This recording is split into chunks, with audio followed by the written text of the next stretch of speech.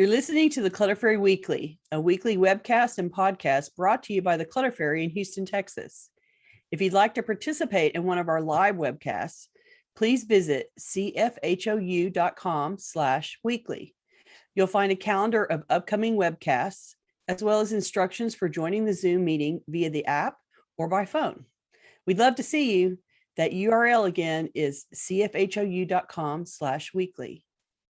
Now here's the weekly episode. Enjoy. Hi, Clutter Fairy fans. This is the Clutter Fairy Weekly for March 18th, 2025. I'm your co-host, Ed Gumnick, and I'm speaking with Gail Goddard, certified professional organizer and owner of the Clutter Fairy in Houston, Texas. Hi, everybody. The Clutter Fairy Weekly is the webcast and podcast that digs deep into the clutter that piles up between you and the life you want to be living. We explore the habits and behaviors that lead to clutter, and we suggest strategies to slow the accumulation, reduce the collection, and comfortably manage the stuff we decide to keep. If you're new to our Zoom meeting, we want to let you know that you can share your comments and questions via the chat feature, and I'll try to make sure Gail addresses them before we move on to another topic. You can also use the raise hand feature if you'd like to ask a question or make a comment yourself via audio or video. And we are streaming the webcast live on Facebook, so you can share your questions and comments there, and I'll relay them to Gail. We're going to start by talking about last week's weekly tittle, which was called Imagine Starting Over from Scratch. The assignment was a thought experiment based on a passage from the book Goodbye Things, in which we asked our audience to imagine a situation in which they had to choose the most important items that they couldn't live without. You remember the story of the guy having to run to his storage locker with newspaper wrapped around him, covering his private parts. That seemed a little extreme, but let's hear from our participants in Zoom and on Facebook. Who made a list of items to retrieve this week? Please let us know in the comments. We know that at least one person did the tittle this week because YouTube viewer Lauren shared her detailed tittle report in a comment. Lauren writes, top 15 items. Purse and contents, it's only empty when being cleaned, so it's going into and coming out of storage full. Phone and charger, going into and coming out of storage attached. Blanket, toothbrush, toothpaste, underwear, soap, mattress, stock pot, spoon suitable for both cooking and eating, brush, bra, knife suitable for both cooking, prep, and eating, fork, and shirt. She goes on, items 16 through 25. Pants, OTC meds, bag together counts as one item. Computer, socks, floss, bowl, chair, table, shampoo, and water bottle. Now, I think in the spirit of her workaround of grouping things together as a single item, we're going to have to charge her for 2 items for her pair of socks.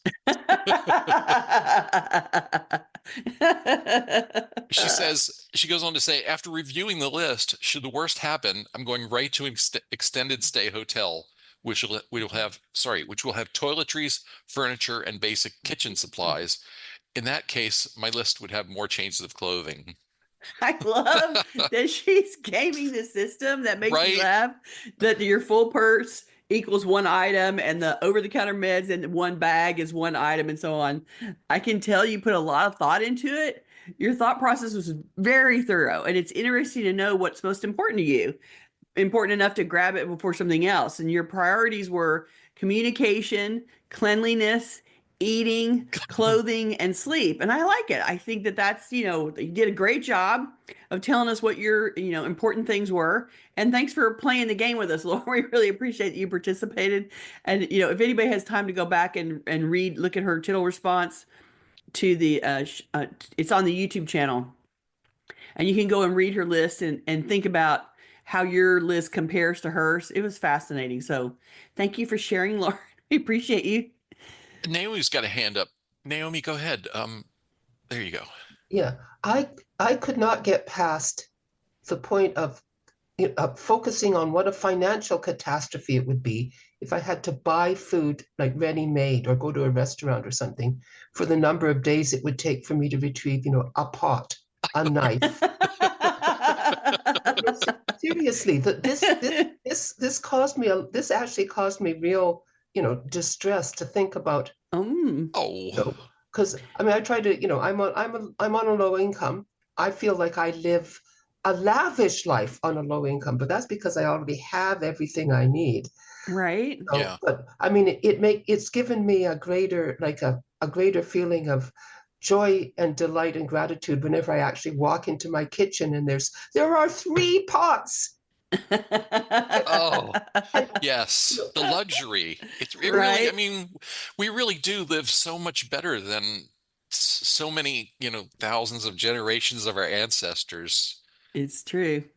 And I I hear you worrying about having to go and buy food, but I think you, even without the cooking implements, you could still go to the grocery store and buy things that you could eat without, you could still go and buy bread and sandwich meat and be able to eat something that was more cost effective while you waited to retrieve all the things you needed. So I think your exposure wouldn't be as bad as you think, maybe. But what a great idea to think about the list and how you retrieve in what order.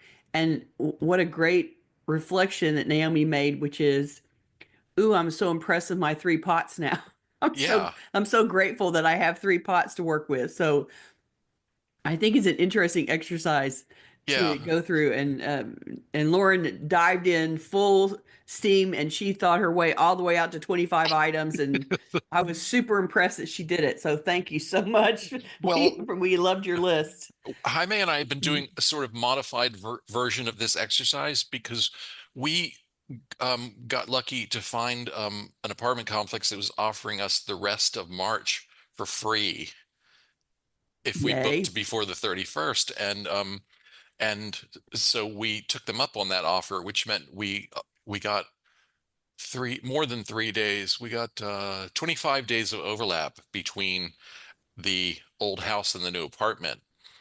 And so we, on the first day of moving, we brought over the bed and a couch and a handful of things, and then every day Jaime's been going back over there, packing things and cleaning, and then loading up the car with whatever we've decided is the next most urgent thing. It's like I will send him a little checklist via notes that says, today I need the bread knife, I need the kitchen garbage bags, and I need that such and such. And it really does the exercise has really focused my mind about what's really essential. And then he'll bring over a random box of stuff, and I'm like, I didn't need any of this. Why do we even still have all of Why do we this? still have You all know? this?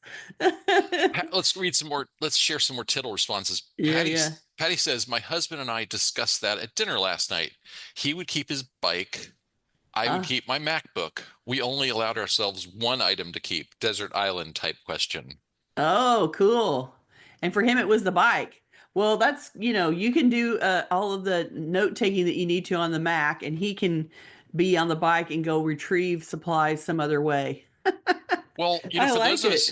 for those of us who work in internet dependent and computer dependent Jobs, service right? industries, yeah, it's absolutely my MacBook for me. Like Hmm. if I'm grabbing the dog and my MacBook if I have to flee suddenly. Right. Ginger says, I was tempted to get my wallet and go to a hotel, but then she pulled up her list, which is 1 blanket, 2 meds, 3 cup, 4 instant coffee, 5 soap, 6 toothbrush, 7 soup, 8 pillow, 9 fresh undies, 10 phone, 11 clean shirt. There you go. I like Oh, the list. and she goes on to say there was a weekly series competition of just this experiment. They were naked, belongings were in Oh, a locked 18-wheeler. They used branches of palm leaves as cover to walk to the truck. I had never heard of that, oh my gosh, we got to go find that. right? How crazy. Thanks for letting us know. Now we got to go find it. Yes. That's awesome. M I mean, says, there's nothing like being naked to focus your mind on what's important, right? Like, right? wow. M says the idea of having to repurchase anything is overwhelming. Mm, I get that. Yeah. it's true. We were under threat of tornadoes this past weekend, and I'm Oh, thinking, oh my gosh, right now we have half our stuff in the house and half our stuff in the apartment. We are two targets for tornadoes, not just one. but it increased your odds, right? If you hit one place, you wouldn't lose everything. Well, except of course we'd moved all of the most precious and valuable and useful things to the apartment first. You know, All all the right. good stuff goes first. Well, maybe you could just hope that the tornado hits the old house and declutters you by natural disaster. I don't wish that on anyone. All right. It happened here. Paula says, several years ago, I put everything in storage and traveled for months. I kept Oh, clothes, toiletries, and my computer. You really don't need as much as you think, although I stayed with family and friends or in hotels, so didn't have to deal with sleeping on the floor. thank goodness. That's cool. And it makes it work if when you travel, you realize you can get along with what you can carry in the suitcase. And is your life as rich in that way? It depends on what you find entertaining and fun. But yeah, we can always do with less. We may not want to do with less, but we can always do it by we can always do it by less. Em also commented on Patty's comment. She says she uses the Mac to research what is edible on the desert island. He uses the bike to go find it. I love it. Teamwork, baby. Teamwork. That's awesome. All right, let's get on to our main topics. We actually have three prepared. We'll see if we get to all of them. You Okay. know how we are. Yeah. We've talked a lot about the usual donation destinations, charity stores, creative reuse centers, the curb. Those are like our top three, I guess, typically. Right. Right. But what about unusual ideas for donation? We asked our audience for their favorite suggestions, and we're going to share a few of our own as well. Today, we're going to discuss unconventional places to take donated items, plus other short topics suggested by our audience. The whole reason to discuss this donation topic at all is because donating our extra stuff allows us to let it go with less trepidation. If we give it to a charity, we can believe that the item will get used by someone else, and that helps us not feel as guilty for letting it go. This is very helpful for those of us who worry about an item still being useful and not wanting something to be wasted. Before we get started on that topic, though, I want to put out two caveats about donating. And viewer Denise actually acknowledged it in her survey response this week, both of the comments that I wanted to grab. Denise said, I would encourage people to check any suggestions. For example, I live in Silicon Valley and our animal shelter serves 500,000 residents. They ask for cash donations and specific items on Amazon. Thus, I throw my worn out bedding, etc., in the trash without guilt. I think that wanting to do the perfect thing with our clutter really holds a lot of people back. Amen. And as Denise suggests, first you need to check that your donation place and make sure you call them, check with them, and make sure that they want what you have. If you drive over there and they won't take it, you'll be disappointed. And donating unwanted items just creates a burden for them. So first make sure they take and that they want what you're giving. And it may require a phone call to verify. It'll be worth it. Better that you make a phone call and find out that they're overburdened or they don't take that specific thing instead of driving over there and finally making yourself drive over there and then them not taking it. Yeah, and loading up the car with 100 things, and then they only want one of them. Yeah, exactly. So it's important to verify in these unusual situations in particular. Goodwill will take anything, anytime, but these specific unique places may not, and so you need to verify it's okay. Then, second, as she said, wanting to do the perfect thing with clutter holds us back from getting it done. Finding the exact right place and right, I'm in air quotes, to donate can take a huge amount of effort, and it slows down getting things out of the house and makes your to-do list a million miles long. When you need to get the declutter job done on a deadline or the volume you're going through is really dense, adding all those one-off deliveries to get a few things to the perfect place will really slow you down. There's already enough work to do with the big organizing project without adding a bunch of delivery runs to the list.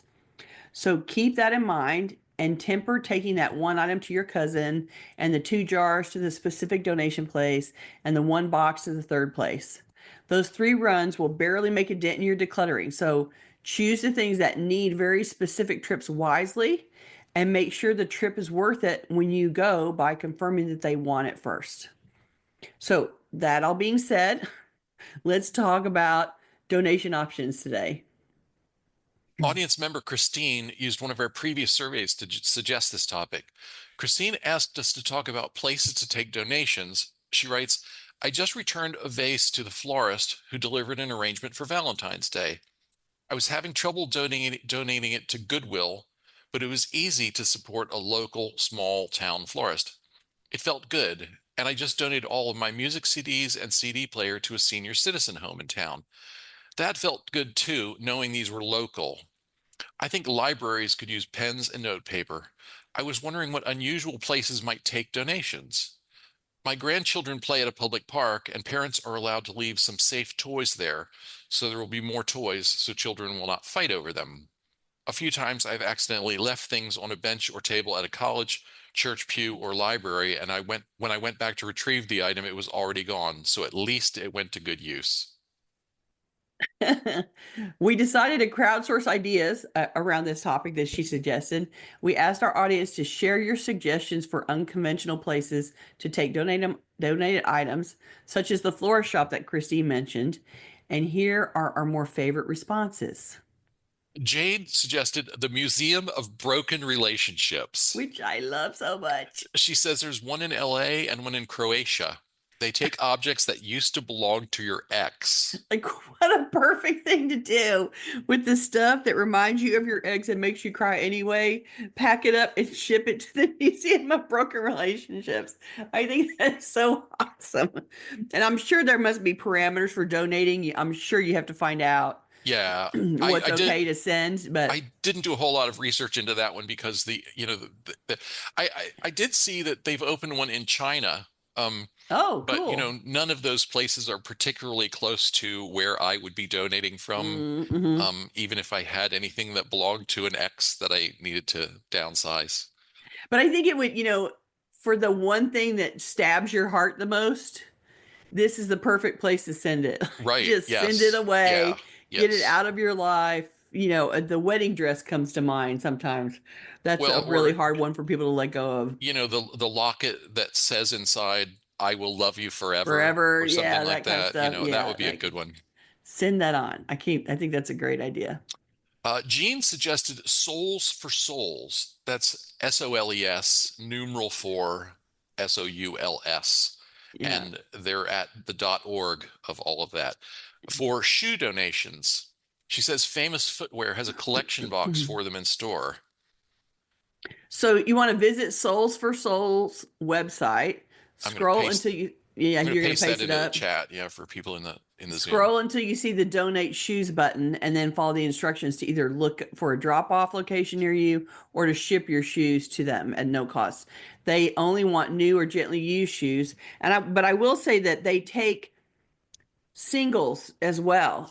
NAPO did a collection um, drive with them one year and had the organizers collect shoes from all their clients, and then we shipped them off to be donated as a project. And they take singles because all the shoes that come in, eventually you get a match. So, Well, right, and or there are people who have been had an amputation who only need one shoe. yeah, So, exactly.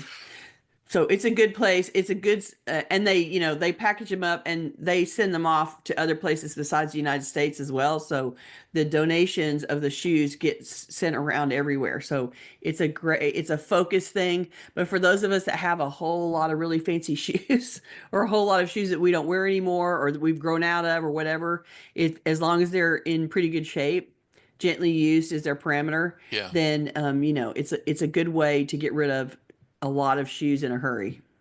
Well, and they cover the shipping. So you just, Mhm. you go to their website and you request a shipping label. So you just have to box them up, stick on the shipping Send label, them your and then I way. suppose drop it off. I didn't notice. I'd probably drop it off at UPS store. I'm not, I didn't. Something like that. Yeah. Yeah. Okay. Hawthorne asked, I've heard about these events called swap parties as a way to declutter in a local manner. Do y'all have any tips or tricks on how to organize one? I actually know about one that operates in Houston. It's for women's clothes and accessories.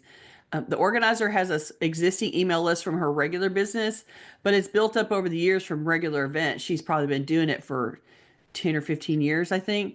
She uses donated office spaces or meeting places where a large amount of stuff can be racked up. The clothes can be hung up on racks, temporary racks, and then people can find a corner to change their clothes.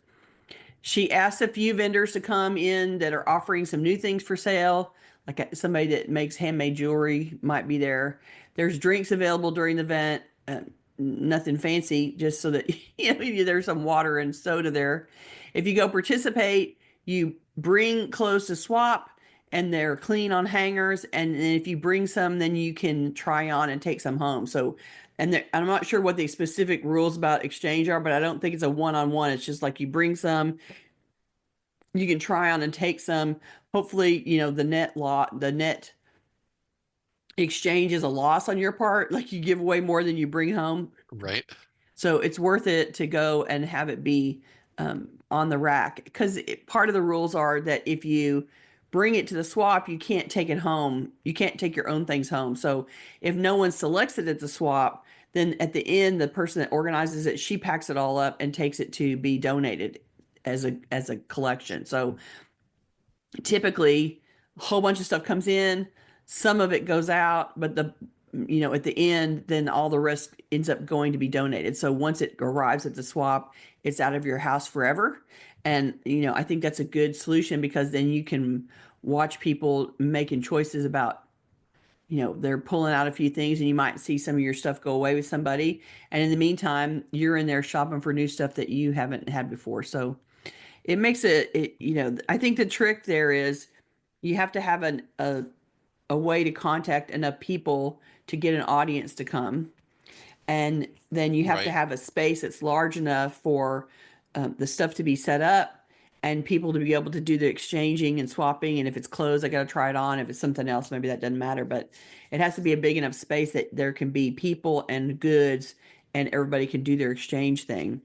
And then you have to be prepared to take whatever's left over and have it be donated away, so that nobody goes home with what they brought. I think that's the Yeah. most important thing. And Yeah. good luck. I hope you try to put one on. If you're interested in that, go for it. Okay. Donetta suggested foreign university students may need items for dorm rooms and apartments. Ask at the foreign student office or the foreign student union. Clothing, clothing pantry or food pantry at some universities. Our university has both. She didn't mention where she is. Any nonprofit may take furniture in good condition, such as armchairs or sofas for their office lobby. That's true. A nonprofit always needs to manage their budget correctly. And so uh, this is one that I would, because you have to arrange for someone to move the furniture to them, then I think it's super important to call them and be able to provide them a picture. Like, you don't want to just take your junk over there and then have it not work for them or not fit or whatever. And Right. so you need to give them the courtesy of, here's the photograph of what I'm trying to donate. So have a picture of it and be able to, contact the person that you think might want it, and or that could use it, and be able to send them a picture so they can say, yes, that'd be great, or no, thank you. And there's a million nonprofits out there, so don't have to Google very hard to start finding places around you that might be in need. Yeah. Selena says, I'm in Poland and we have local community clubs where people can also exchange clothes. Mm. Recently, when I moved into my tiny flat, there was a clothes rack that I replaced with a proper wardrobe. The rack was ideal for the community club that my cousin works at. They also take books, jewelry, candles, toys, trinkets, pictures, mugs, etc. Someone even left some damaged jewelry and beads the other day, so I took it to reuse. There you go. Cannibalizing broken jewelry. I love it. But that's interesting that there's a community club for that kind of exchange. That's great. I don't know that I've heard anything specifically like that here, Yeah, but I know that there are, like the women's shelter that has a resale store also donates furniture to the population of people that they serve when women are, fleeing a bad situation, and they leave with the clothes on their back or a suitcase or a bag, and then they get free access to the stuff that the rest of us are buying in the resale store. So they're similar things, but not exactly that kind of thing. Yeah. I'd have to do a little more research on that one.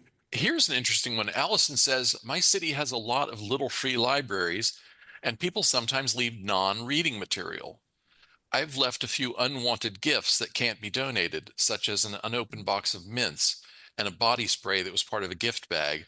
Both items were gone the next time I stopped by the little free libraries. That's great. I mean, because really, that's the whole point of the little library is that it's a free exchange. You put in something that you're really to surrender and take out something that you want. And so it's a great idea. Now, And you why don't want not to, put your extra gift bag in there? you don't want to stuff the thing full so there's no room left for books. Well, But right, exactly. yeah, But two little yeah, small a things. few little trinkets. Yeah. And it's Uh, a nice way to give away if you got a gift that you don't want, it's a good way to rehome that. yeah. Nina says, I belong to a women's support group with many young women. I'll be bringing some tops I've never worn and a new address book and a blank journal that belonged to my mother. The tops don't fit. I need to declutter some gained weight. I feel you. Right? And and these women like to journal. I'm hoping someone will use the address book, although everyone has phones to keep track of that sort of thing. What isn't taken, I'll bring to Neat Repeats in Orland Park, Illinois. They help support a women's shelter. Yeah, and I'm finding that there's lots of women's shelters that they have their operation function of, sheltering women who are fleeing abusive situations, and that's one functionality, but they've all sort of adopted this. We can raise money and get supplies for the women at the same time if we run a resale store. And so there's often resale stores, while they may not be Associated right where with, the yeah. operations are, it's they have a resale store that the purpose is to support a women's shelter somewhere else. And so good thing to look for in your area because there's probably lots of them doing that. Sarah says, we always search out Title I schools in low-income areas to donate office supplies, art supplies, paper towels and hand soap, etc. Here in Tallahassee, Florida, you can donate art supplies to the Sharing Tree, which in turn donates them to schools, educators, etc. I'm tongue-tied today. You can also donate art or creative items, beadwork, Gail, to Big Bend Cares Artopia fundraiser, our HIV/AIDS support group gala. Oh, that's cool. So, one way to, if you have some artwork that you've been accumulating, that you've been making, donating it to a fundraiser for a cause is a great idea. Why not do that? Yeah. I'm thinking Or of the person who it's been a while, but she was talking about all of her lifetime of paintings that she right, had worked yes, on, yeah. and what a great thing to send those off to be items in a fundraiser. Yeah. I like it. Christine shared several great suggestions, including this one. I think this is probably not the Christine who suggested the topic. Right. Christine says, I contacted our town high school music teacher and donated some professionally framed large jazz art posters to the music department of our town high school. The band teacher hung them in the band room and music wing hallways to inspire the jazz music students. Since my children had played in the school's jazz band, it was so nice to give back a little for how much they had taught my children. Oh, that's lovely. And of course, a band teacher, a music program in a high school, they don't have budget for art related, A lot of music related decoration, decor. right? Yeah. So, what a great idea to give them something like that would really be supportive and, make the space a little bit nicer for everybody. I'm sure the band teacher really appreciated that. That's a great idea. I think that donating to schools of any kind is a good source because their budgets are always thin, and the previous idea of finding Title I schools so that it's a low income school anyway, their budgets are terrible. And so anything that you can do to support the teachers and allow them to do what they need to do in their classroom, I'm sure it would be a great use to everybody. Gabriella says, when I gave up my collection of comics, I donated a stack of books by the popular German comic artist Ralph Koenig to the cafe Melitta Sundström in Berlin, Germany. They appreciated the comics. I presented. I want to comment on that bit, which is that's one I hadn't really ever thought of. If you've got one of those kind of funky coffee shop slash bookstores in your town. I remember seeing such a place in San Diego. Can't remember the name of it, unfortunately, but it was one of those places that had all sorts of. It was a coffee shop primarily, but it had all sorts of reading material, and I think it was kind of a leave something, take something kind of kind of place. situation. Yeah, yeah. So yeah, for those reading materials that are still sort of dear to your heart, but you just don't have room for them anymore, a place like that would be great. Give it away to someone a place where someone is going to find it interesting. Right. And I think it's important to note you can't dump your whole library there. No, right. This is not, Yeah. this is like, take your collection of 10 books or whatever and donate. That's the goal in a situation like this. You can't offload a huge amount to them, but you can, like, she had a specific German comic, and so that it made sense to where she took it. And so if you have some targeted books that make sense where you take them, it would be worth the effort. And Gabriella shared another one. This one's this one's pretty niche, but she says, I presented a large number of vintage buttons to a small local store specializing in buttons. The owner picked a few sets and told me he was really happy to have found some buttons identical to those his mother used to wear. Yeah, buttons is one of those things that people collect. And, he probably didn't want the whole collection, but the fact that he picked a few of the sets tells you that she had some things that were interesting to collectors. And, some of them went to free to a good home. So that was wonderful. And I think that's the kind of, if you have something that's collectible like that, there's other people collecting it, finding out how to interact and intersect with the people that collect that kind of stuff is a way for you to let that stuff go to somebody else who would appreciate them. Okay, let's see. Sorry, lots of comments going on. Um, all right. Respondent C, just the letter C, suggested several different things. One, empty reusable glass jars to a charity that makes soups and meals for the homeless. Mhm. Number two, saving the plastic caps of plastic bottles and donating these to an artist who uses them to melt the plastic and makes whimsical objects with them. Number three, and she says perhaps only in Europe, give the empty paper egg cartons to market stands that sell individual eggs, or alternatively to the Easter market stand that sells decorated eggs. That's a good one. Um, Donating children's toys and books in good condition to an organization that distributes these to new asylum seekers with children.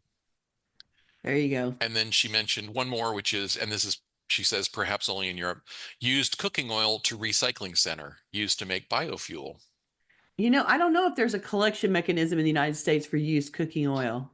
If there definitely, I mean, there There's definitely is disposal for options. restaurants. I mean, Oh, restaurants well, do it right, large right. scale, but and Liz, you're nodding yes. Are you aware of one? You want to let me find you so I can unmute you if you'd like to volunteer your information.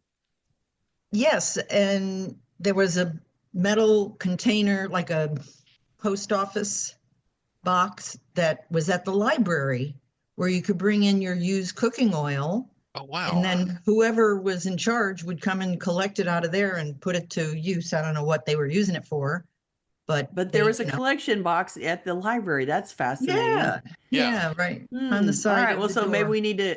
you need to Google used cooking oil in your area to find out, recycling used cooking oil and see if something pops up in your area.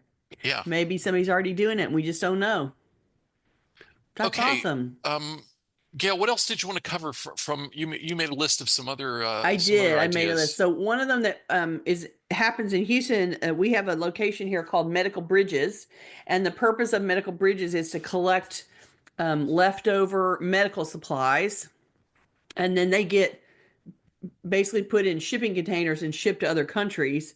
And so they take anything that is not medicine, basically. And so there's all kinds of first aid supplies and saline bags, and there was heparin bags, things for bandages and canes and any Canes kind and of a medical walkers supply. and Yeah, yeah, the little temporary toilet and the shower shower stools. chairs and all Yeah, that yeah. stuff. All those kinds of things that get collected, and it's a huge operation. And I don't know that they're exclusive to Houston. It's called Medical Bridges, and there's a local website for it here. But I occasionally take things down the road from because as many clients as I see, I pick up, here's a shower chair and here's a walker and here's some leftover bandages and here's some, there's some, a small little collection, but then I sort of will collect them in the corner until they're worth a trip. And then I'll drive them to Medical Bridges and drop them off all at once. And it's a great place because lots of times you end up with leftovers from hospital stays and things that did, got you had on repeat ship until you got well. And so there's always leftover something.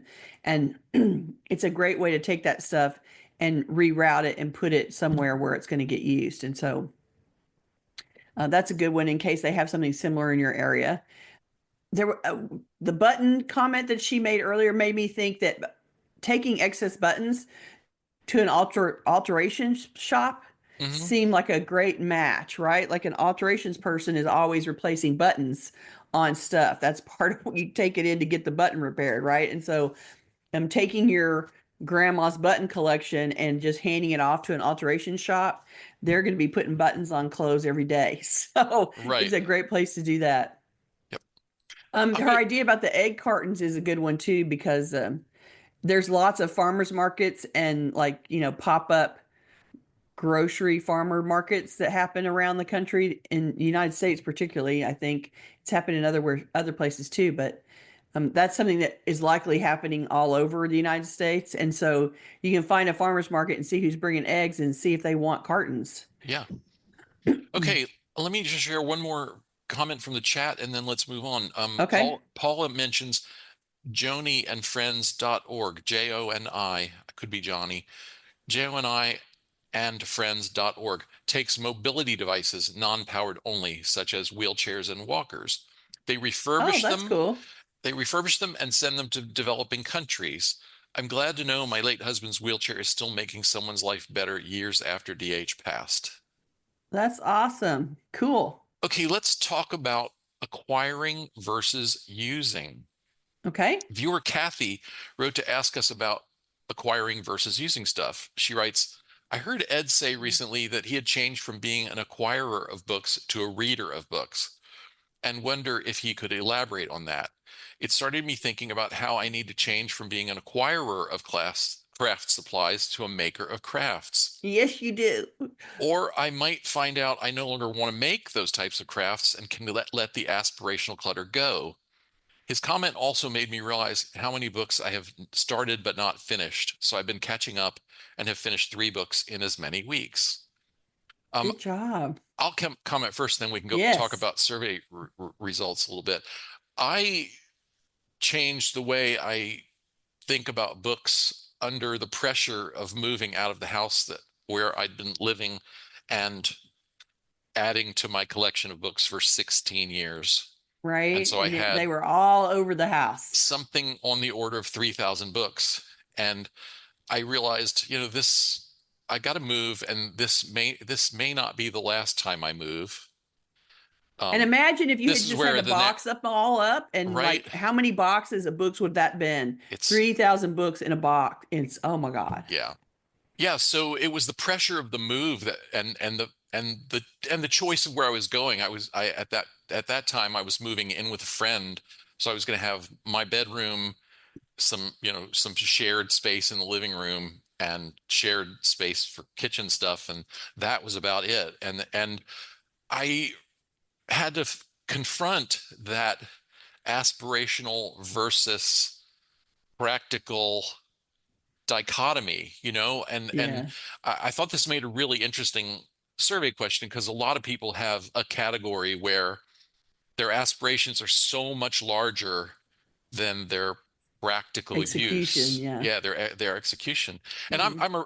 I was always a reader. I wasn't buying books just for the heck of it, but I was buying so many more books than I had time to read in any reasonable amount of time. And I also, wasn't taking advantage of libraries particularly. I would, go to the library for something obscure that you can't find at a bookstore, but that was about Mm-hmm. it.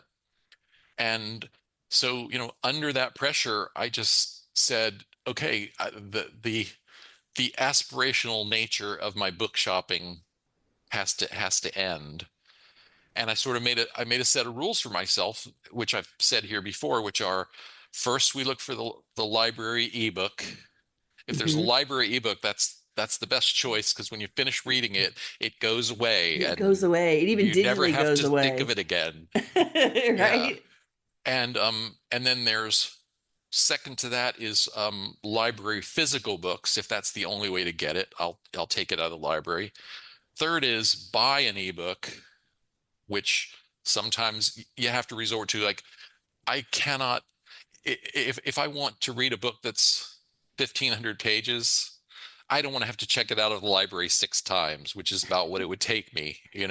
And so I may just splurge on buying the ebook.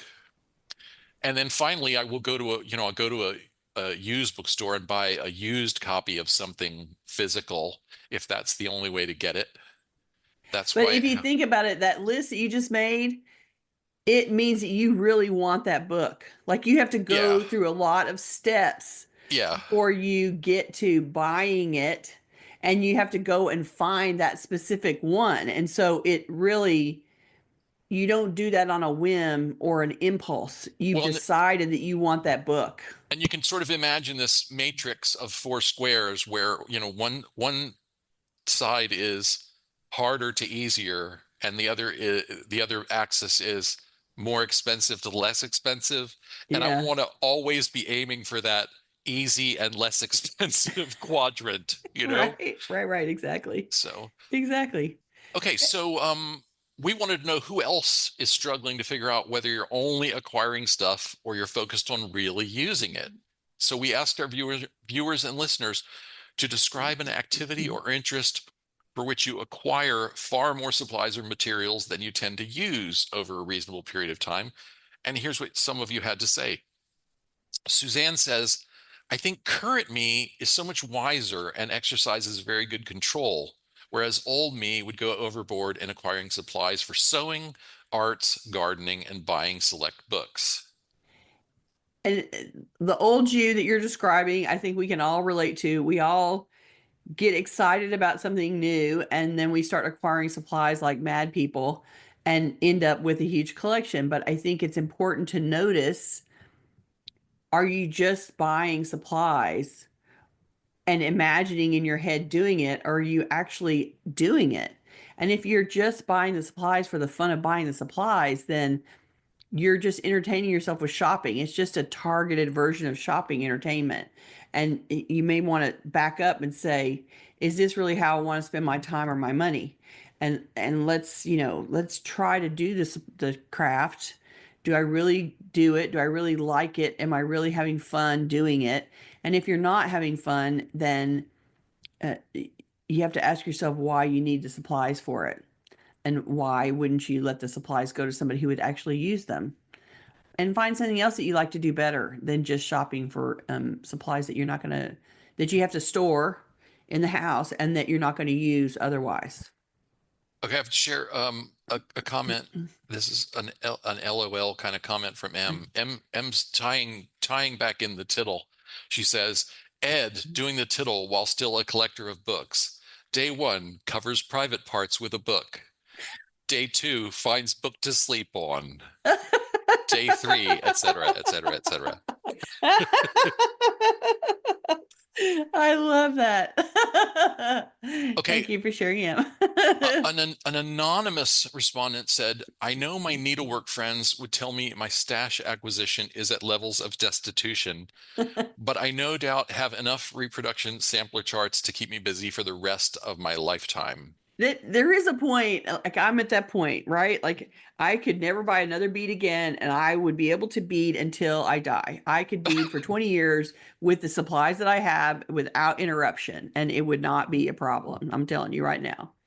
And if you have a collection that is that large, we're playing the, who has the biggest supply when they die game, right? Like it, it doesn't matter if you've gotten to that level of collection, then you probably have to go, yeah, I probably have enough. It's been fun building up my stash, but now I really need to do some of the fun part. I need to do some of the playing part and not be spending money, adding to the stash. Like at some point, you have to be old enough to go, this is really enough. This is really enough for me. I can deal with what I've got. And I still buy beads occasionally, but I don't buy them at anything like the speed I did 20 years ago. And it is something that, because I know what is in my house, then is it really like I need to buy beads? Do I really need to add to this collection? It needs to be pretty important for me to add it. And so I don't actively go looking for stuff. I interact with things at retreats, and I interact with, occasionally when I'm standing in front of beads, I will buy them. But I don't go shopping for them online anymore.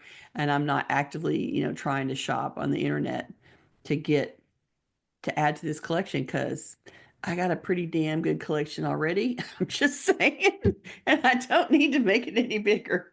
Well, and this is a good time to remind our audience of the advice we like to give about, okay, you've got a great big collection of supplies, and this applies to books too. Mm. You could still take a moment to acknowledge what has changed in your life, what has changed in your tastes and values since you started building the collection, and Yeah. say, yeah, you know what? I like to draw, but I'm not going to now that I'm drawing freehand, I'm not going to do coloring books anymore. The coloring books can go. You Right. know, I used to read every uh, horror novel I could get my hands on, but that's not really my interest anymore. Let's let those go. Yeah, you can Maybe you've filter. got stuff in your collection that's too easy for you because of where Yes. you've come with your skills. Right. So, Filtering that collection for the things that you wouldn't actually use now is a way to thin the herd for sure. And it doesn't involve not having that collection or not using that collection, but it does involve maybe right sizing the collection so that it reflects what you would actually use instead of what you're just holding on to because you can't, not taking the time to look at it. Yeah, it's a good way to thin it out. here's another one I could relate to. Sarah says, party supplies, plates, napkins, and decorations for every holiday, and birthday stuff for anyone within a 10-mile radius. 5 huge bins of it under my 4-poster bed. I stopped entertaining, but can't seem to stop collecting pretty paper plates.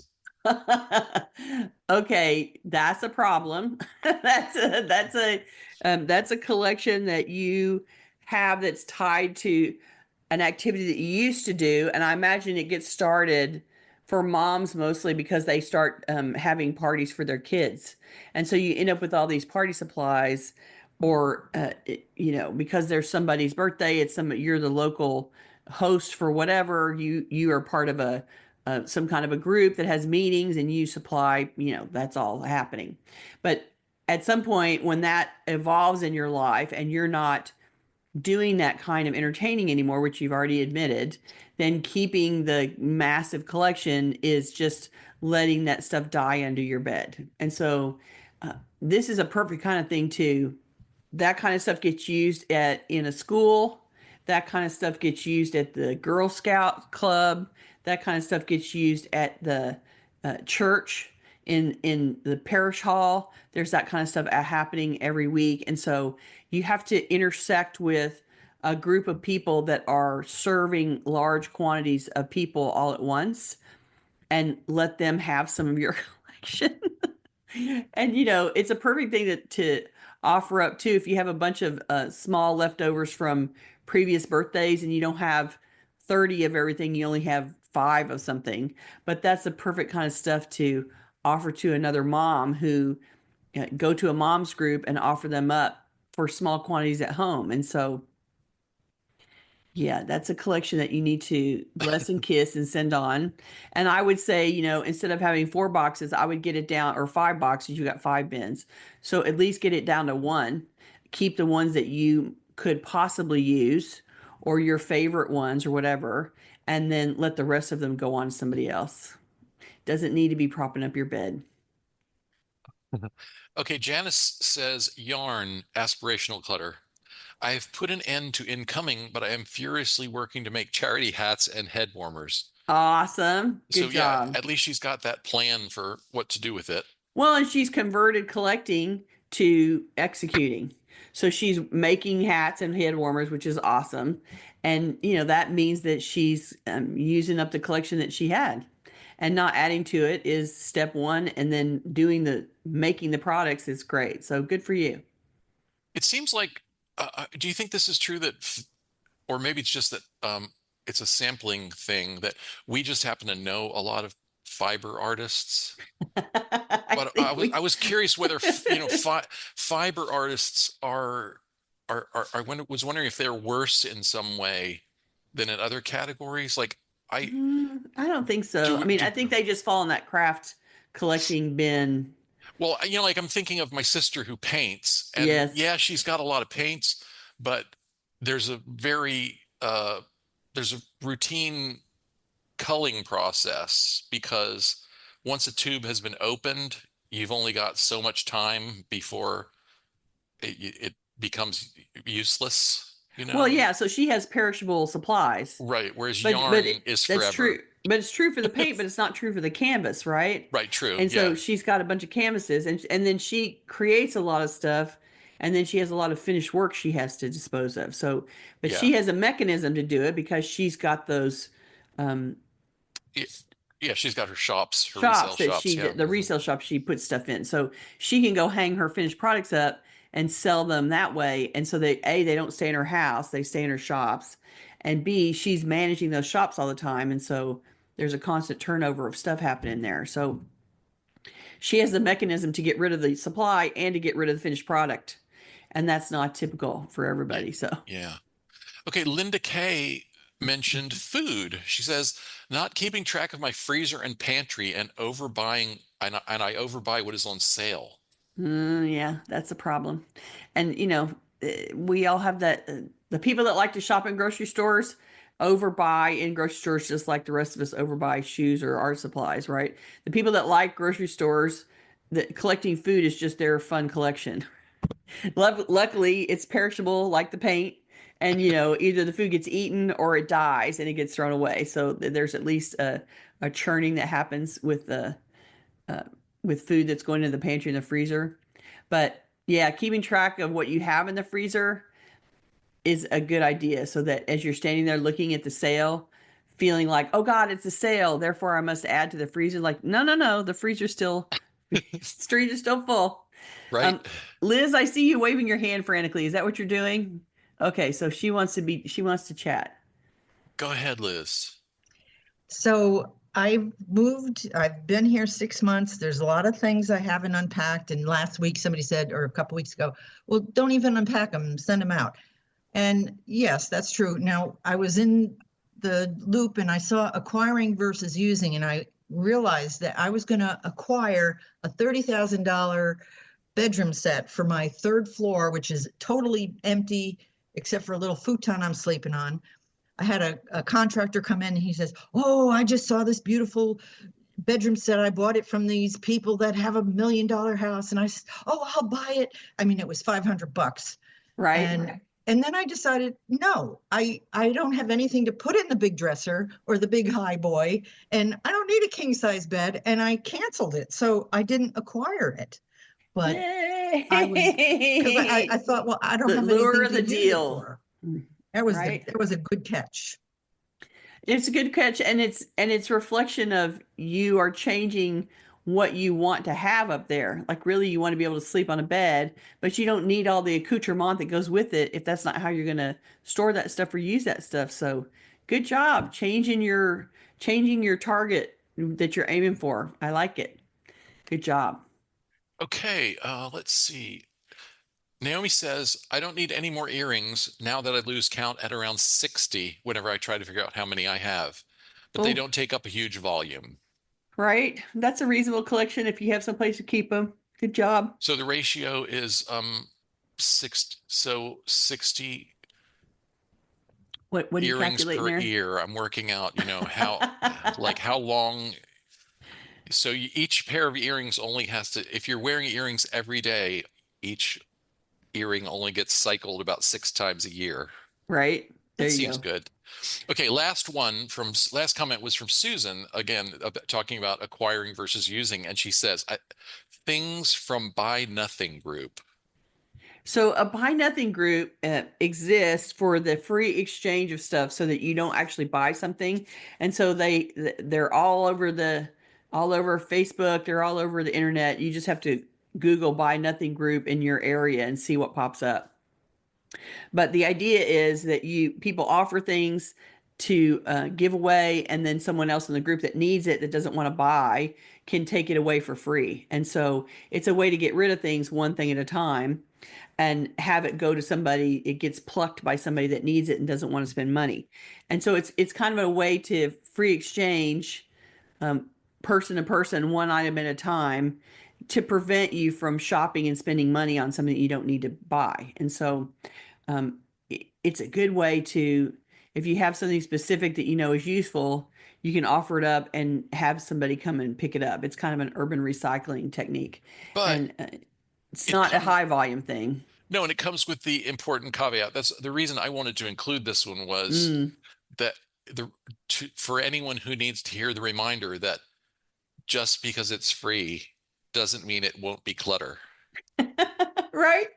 Doesn't mean that you when you bring it home it's not part of your clutter. So it should be part of your evaluation that just because it's there offered, do you really need it or not? If let somebody have it that really needs it for something that they're trying to prevent spending, and only take home things that you really want to use. I think it's a very important point. Thank you. I'm going to add one more thing too. Somebody Yes. asked, and I can't remember who, I'm sorry. They sent me an email, or there was a comment in one of our channels asking about plants and saying that she's big about plants and she can um, process the plants and grow them, and she propagates them and pinches them off and starts, like, she's big, got a big green thumb. And so she ends up with way more plants than she wants to take care of. And so I think what's most important for that is a mechanism to give them away. And I have found that giving away plants through Nextdoor has been super convenient because I'm not that person, but I have plucked plants that way. They're in the neighborhood. First of all, that's part of it. That means they're in your subdivision. And so if you can go on and say, here are free plants to a good home, you just like urban recycling, you can go put them at the end of the curb and post on Nextdoor a photograph of here's all the plants I have available. And people that don't want to be buying plants can come to you and buy plants that you've grown, and that mean they can take them away for free. And so it's a great way to recycle plants. Put them at the end of the driveway, take the picture, put them in your local your local neighborhood chat board, and watch your neighbors drive up and carry them off. So just wanted to throw that extra one out there today. Gail, one quick question about the clothes swap you mentioned. Is Mm-hmm. that an event that people can sign up for or anything, or is it just sort of a private curated group? No, no, no, no. I'm sure that you can do that. Can we just Let me try to track that down and Yeah, announce it yeah, in the yeah. future? I'll Okay. come and announce it because I know that it's a local person here in Houston, and she sends me out an email. I get an email, I'm on the list when she's doing another one, and she does it several times a year. So um, I just need to tell you the organization to Google for, and I can't Yeah. remember it off the top of my head. Sorry. Okay. Put that on your to-do list. Okay. All right, we are out of time, so we're not going to get to our third topic. That's okay. We'll save it for later. All I right. want to remind our audience that we will not have a live show next week, March 25th, because Gail will be traveling to Chicago for the NAPO Summit. We'll be It's back. time for Summit. We'll be back on Tuesday, April 1st at the usual time. And I think maybe we'll talk about something related to the third topic we had prepared, balancing time on projects. Oh, that's a good one. Yeah, Mhm. we're going to talk about priorities and time management on your organizing projects. Why don't you give us the tittle? Okay, this week's tittle is Another Way Out. This week's assignment is to find an alternative way to release an item for donation that you've been keeping to give to the perfect person or organization. Identify an item that's been hanging around in your space waiting to be given away. Reflect on what obstacles have been keeping you from making the gift or donation. Consider alternative options, such as the ones we've discussed in today's webcast. And then gift, donate, or discard the item by whatever method will get it done the most quickly and with the least additional thought or effort. I think we get hung up a lot in actually going from making the collection to be donated to donating the item and getting it out of the house. Running that errand of donation is important. And so I think this is a way for you to think about, okay, it's been sitting in the corner waiting for me to deal with it. Today's the day. Figure out what's keeping you from doing it. Come up with alternatives. Get it gone. And then come and tell us which crazy thing you finally got donated out of your house. We would love to hear about it. All right, if you're watching this on YouTube, we would love for you to join us live. To get notifications about upcoming events, we invite you to join the meetup group by visiting cfhou.com/meetup. You can also follow us on Facebook by visiting cfhou.com/Facebook, or join our mailing list by visiting cfhou.com/subscribe. We love to hear from you, so please keep your comments, questions, and topic suggestions coming on YouTube, Facebook, or anywhere that you find us. You can always reach us through our website at clutterfairyhouston.com.